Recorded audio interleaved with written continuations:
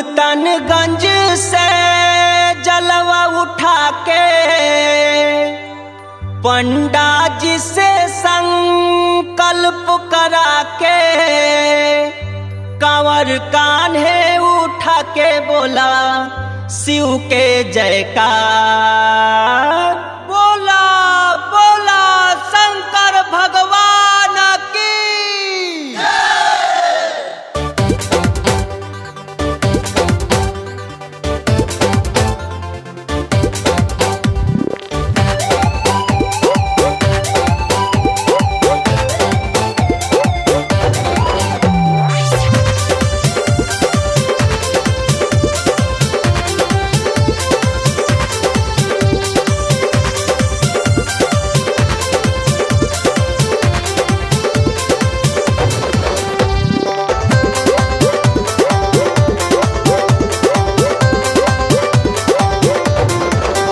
अगम जानी बाड़े जय शिव जय शिव जय शिव जय शिव जय शिव जय शिव। अगम जानी बाड़े बसा सवार चढ़ते जल उधार हो जाई। अगम जानी बाड़े बसा सवार चढ़ते जल उधार हो जाई। बोल बम बोला बम बोल बम बोला बम बोल बम बोला बम बोल बम बोला बम। ओम नमः शिवाय ओम नमः शिवाय ओम नमः शिवाय ओम नमः शिवाय। आगम जानी बाड़े बसा सवार चढ़ते जल उधार हो जाई। आगम जानी बाड़े बसा सवार चढ़ते जल उधार हो जाई।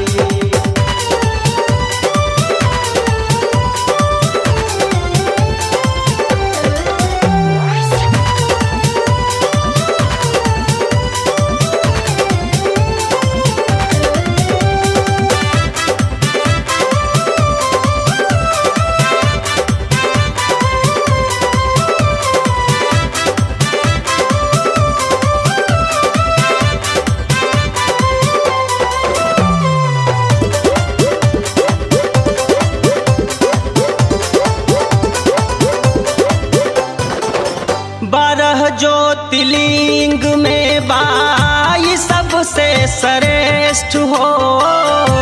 जल अभिषेक करके कलतानी टेस्ट हो। बारह ज्योतिर्लिंग में बाई सबसे श्रेष्ठ हो। जल अभिषेक करके कलतानी टेस्ट हो।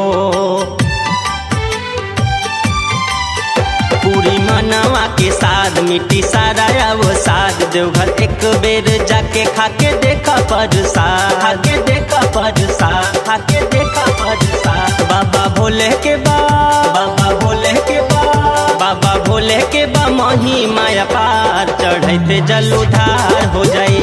आगम जानी बाड़े बसा सवार चढ़ते जल उधार हो जाई। आगम जानी बाड़े बसा सवार चढ़ते जल उधार हो जाई।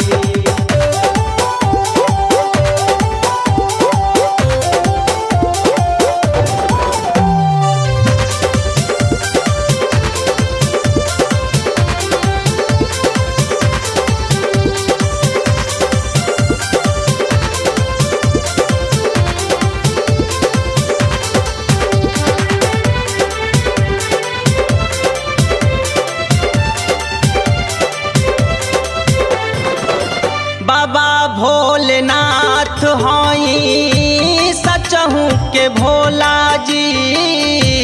इनका के पूजे जवान कबो ना रोवेला जी।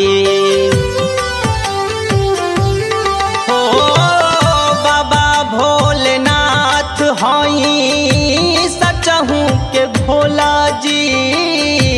इनका के पूजे जवन कबो ना रोवेला जी।